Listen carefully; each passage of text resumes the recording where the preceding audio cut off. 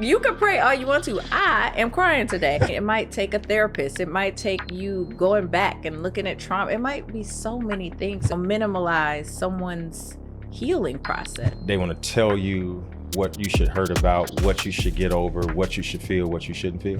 What is that? What is that?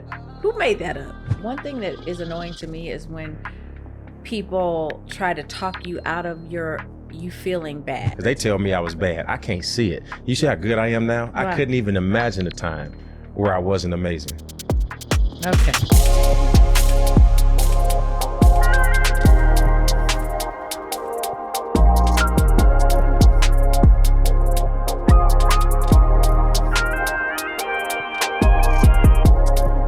So today, honey buns, we are going to talk about healing and what is the definition of, or even the act of, properly healing.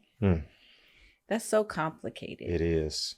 Because like hurt that just happened has to be handled different than hurt that had happened before, right? Yeah, and how it happens for you and your process of healing is not going to be my process of healing or how I deal with it. You know, like it's so many layers. We've talked about this even when I talk about grief. It's like, I think healing from grief is a forever process. I don't know that there's an end to it. I know there's not a proper way or a way that fits you, fits me, or the next person.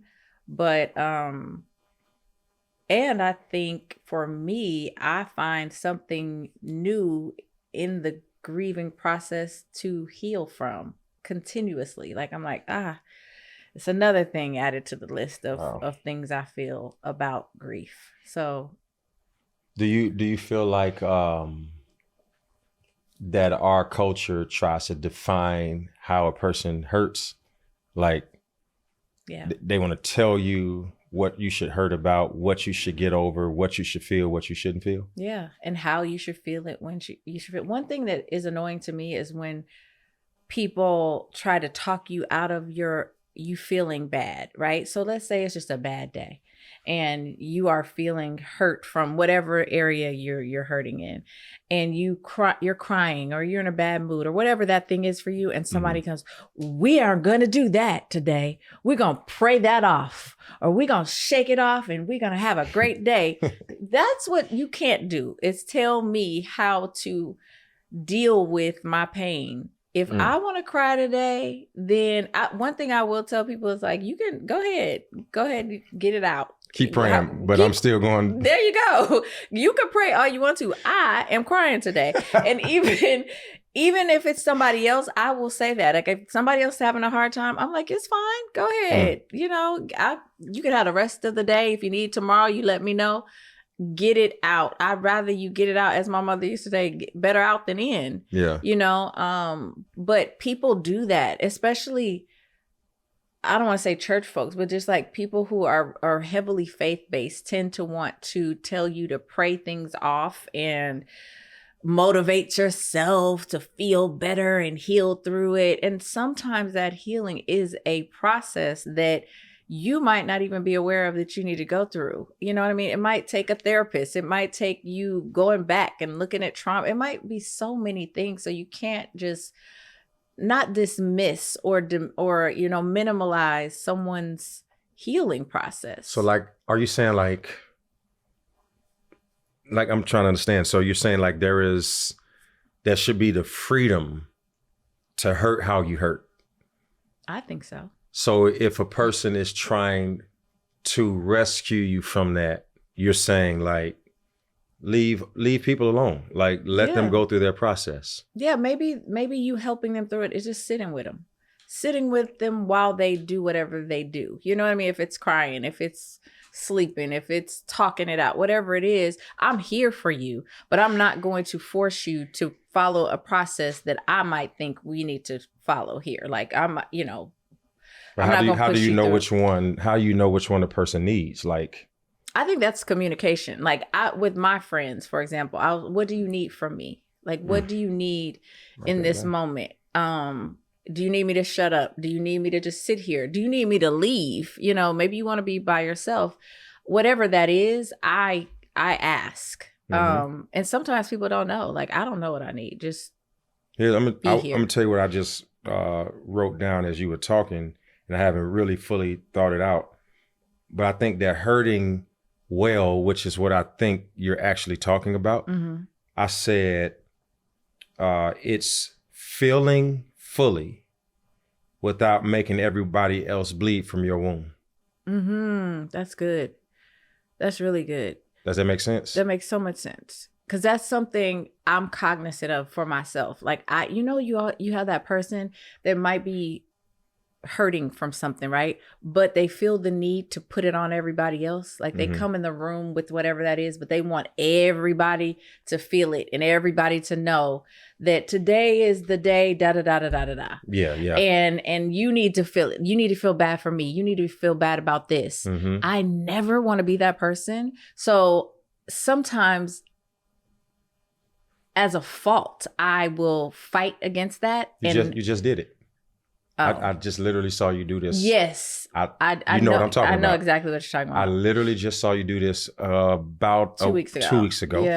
Yeah. With your father. Yep, I did. It was his birthday. And it was his birthday, and you didn't say anything to the next day. Right. When I got through it. When you got through it. Yeah. And to be honest with you, I can't tell you that I saw any sign of you going through it that day. Right. Every year before this year, I have.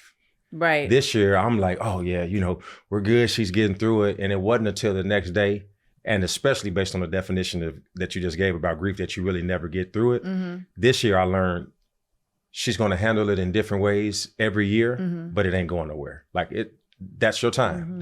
You're going to have to reflect. Whitney was talking in pre-production about this concept of healing soft. Yeah. Right. And we're like, what does that mean?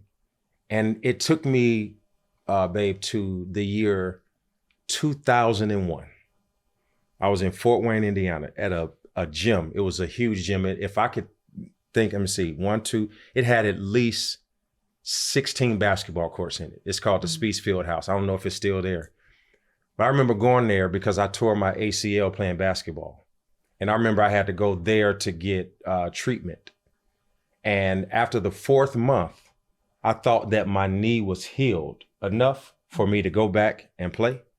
And I started playing that day, and I tore it again. And when I tore it that time, I didn't cry.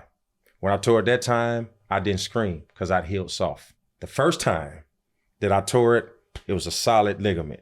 This time it wasn't healed all the way. So when it broke, I didn't feel it. And I think that when we heal soft and we don't heal all the way, we tear again and we don't even know it. That's good. Like, and you won't know it until it's time to perform again. So what are your thoughts about that?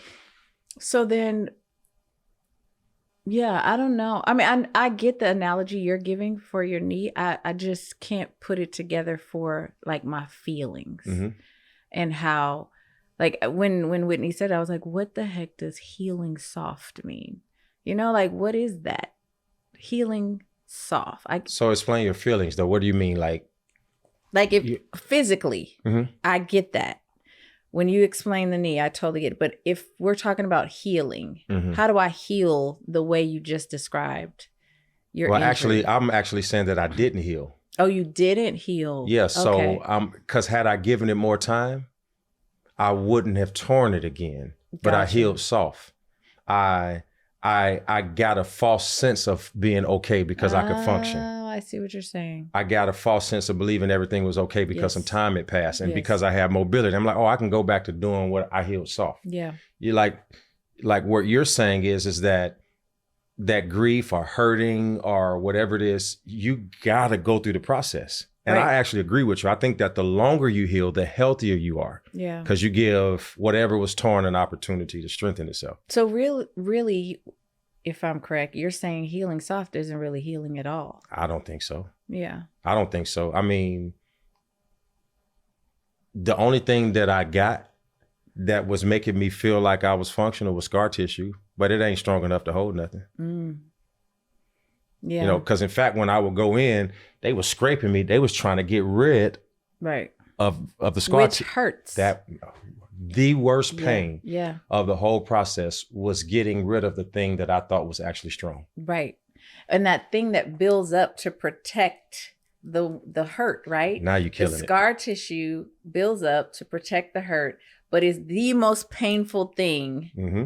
to get rid of to just be whole again. And what is scar tissue? Scar tissue could be, who did I replace the person who hurt me with? Scar tissue.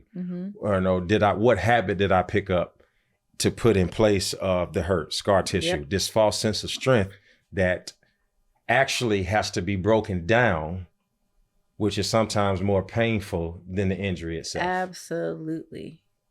That is crazy. Never thought about scar tissue like that, but it is so painful.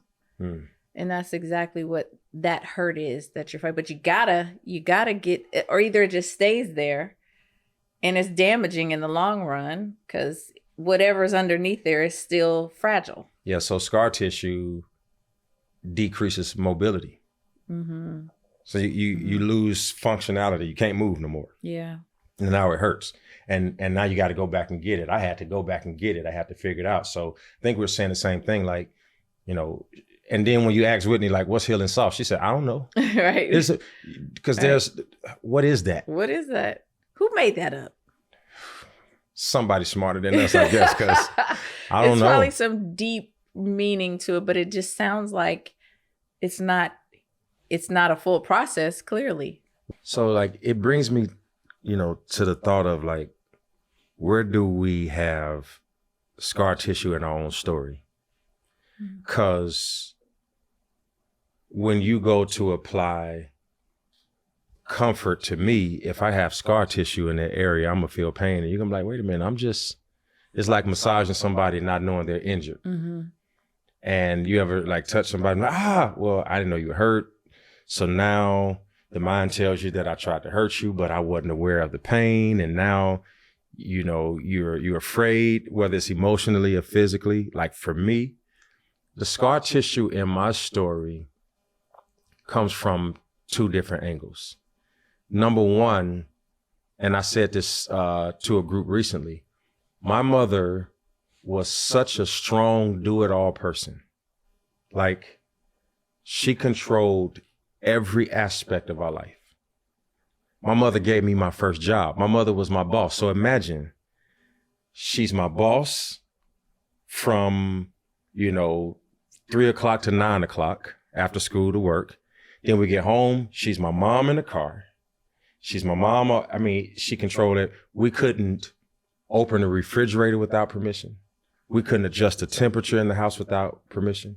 We couldn't help ourselves to what was in the refrigerator without permission. Everything was controlled by that. And I'm sure some of that was because we might have been a little out of control, right?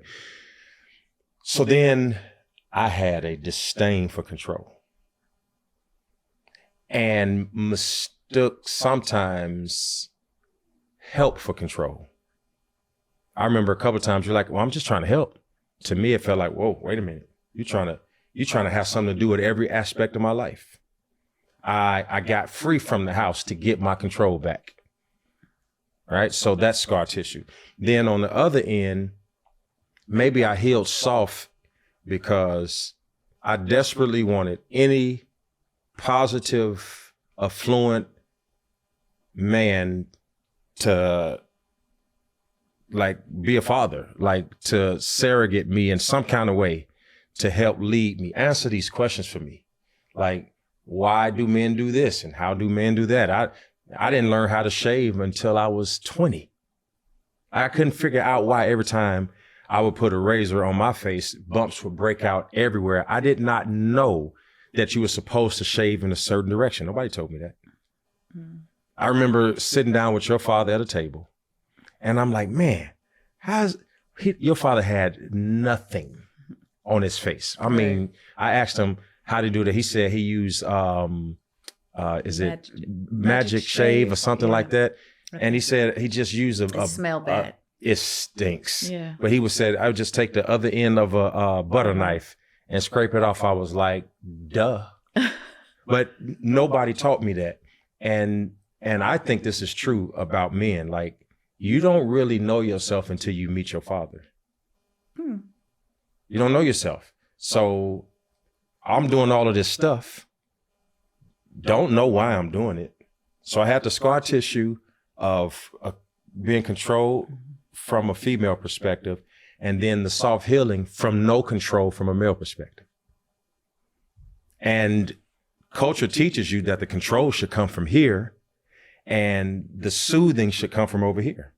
Like, I watch you hug your children. I watch you kiss them on the forehead. I watch them lay in your lap at this age. I have no memory, 0 memories of ever laying in my mother's lap. I have 0 memories as a child. It could have happened, being kissed on the forehead. 0 memories. Imagine how much pain she's in, though, knowing her circumstance. Parents don't have what they can't give what they don't have. Right. So those are like 2 areas where the scar tissue and the soft healing kind of overlap for me, that showed up in our relationship and showed up in the relationships that I have had with mentors and father figures over the years. I wish I had the freedom of talking about like how I was raised publicly. My mother is still to this day one of those mothers that what goes on in this house stays in this house. So like, I think my expression of her raising us would not be her perspective, and this would be a whole problem. Now, my father, on the other hand, would sit up here with us and talk about, he would own what he didn't do, the mistakes he made. My mother, on the other hand, is very prideful. And I do think that there are things that I do with my kids that I did not experience. And just growing up, I was like, so my mom's not very affectionate, like physically affectionate. She's not a hugger, a kisser, and none of that. So I didn't experience that from my mother either. But when I had kids, it was something that I really wanted them to have. So I almost overdid the affection. I guess not overdid, but I wanted to make sure they always felt hugged and loved. I don't get off the phone and not say I love you. I don't leave their presence and without us telling each other that wasn't something that I experienced with my mom. So I was like, it's just things I put in place in my mind. Like, when I have kids, I want to hug them. I want us to say, I love you. I want them to feel, I just want them to feel loved. And not that I didn't, because I knew my mother loved me. It was just like, she just wasn't affectionate. I would see other kids with their moms and like run into their arms and stuff. That was not my mother. And it was just like, she did everything for us. And that's how we knew, we didn't have to lift a finger. I didn't have to make a bed, wash clothes, nothing. She did everything for us. And that was her way of love. But the affection part wasn't there. To this day, I see her with my kids. I'm like, who is this lady? Because now she's affectionate with them. But with us, she wasn't. Yeah, it just made me, I promise you, because my mom is the same way. I was like, and my mother, fortunately for us, is aging more graceful than the woman who raised us. My mother will text me, I just pray for you and I love you and you're the most important thing in the world to me. I'd be like, what? Who is this lady? But I need it now. Yeah. I need it now. And is it possible that although we have stories about the kind of parents that they were when we were growing up, is it possible that they were exactly the kind of parents that we needed because of who we were at the time? Like, we always talk about them, but we don't really, you can't see internally to see what they were dealing with within us. Like what ways, dispositions, attitudes, how were we? And just because we grew up at 25 and may have stepped out of it, they still had trauma from the hard head 14, 15, 16-year-old, because they tell me I was bad. I can't see it. You see how good I am now? Right. I couldn't even imagine a time where I wasn't amazing. My mother said on Sunday that my father told her before I was conceived that I would reach the world and that I would have a true impact on the world and be a world changer, and that God had promised him that he would have a son that would do that, and told my mother that I was that son before I was born. So is that about right, what she said Sunday? Right. And the whole congregation that was standing outside started crying because but to be 44 years old and have heard that from your mother for the first time, because all this time, scar tissue. If I was that good, why didn't you come to my high school graduation? Right. If you knew I was going to be a world changer, why didn't you come up the street and knock on the door and ask me if I had shoes on my feet? If you knew I was going to be a world changer, where were you at my college graduation? If you knew I was going to be a world changer, I played Division I college basketball. I have played every major Division I school in the United States of America, and you did not come to one of those. So how did you know all of this and didn't give a damn about that? I couldn't reconcile it. So the only thing he became to me was a liar. Right. He became a liar. Then I got 40, which was the age he was when I was born, and I recognized, damn, life is hard when you're this age. And it's tough. It all balances out. And whether you are 40, 50, or 80, you still got to figure out how to do this thing. Right. And you're constantly learning how to do it. What do you mean? Like, talk to me. I just think that you're never not learning how to deal with whatever stage of that thing that you're in. You know, like at 80, you're learning how to deal with it at 80. I heard Lady Jake say one time at her age now that she still was trying to heal the little girl version of her right now. So if I'm looking at her at her age and she's still trying to heal the little girl in her, we're never going to stop. Well, then it makes the first sentence that you said when we started. You said that grief. It's just an ongoing process. So it's healing then. Yeah. So there's some part of her, I'm sure she's healed many parts, but there's some part of her still as a little girl that she's still healing at her age right now. Tell me what you think about this analogy. So like our house that we're in right now. Yeah. Out there cutting the grass, just had to have the crack in the kitchen on the ceiling fixed. Now the toilet in the bedroom and in this bathroom is running. They got to come fix that. Oh, by the way, I was in the garage today bagging in and I saw a crack down from the window down to the floor. It's probably some drywall or some moisture or something like that. But is it like a house? As soon as you fix something else breaks. For sure. For sure. They say you got to be uncomfortable to be growing, right? To move forward. You're doing something right when you're uncomfortable. So it's always going to be something. Matter of fact, we should look forward to the something. Man, Steve Harvey told me one time, he said, the key to success is learning how to suffer well. I ain't want to, I'm like, suffer well. No, how about not suffer at all? Yeah. You're going to have it. Yeah. So he was like, the people who win are the ones who learn how to suffer well. I think that's like huge advice. Just got to suffer well.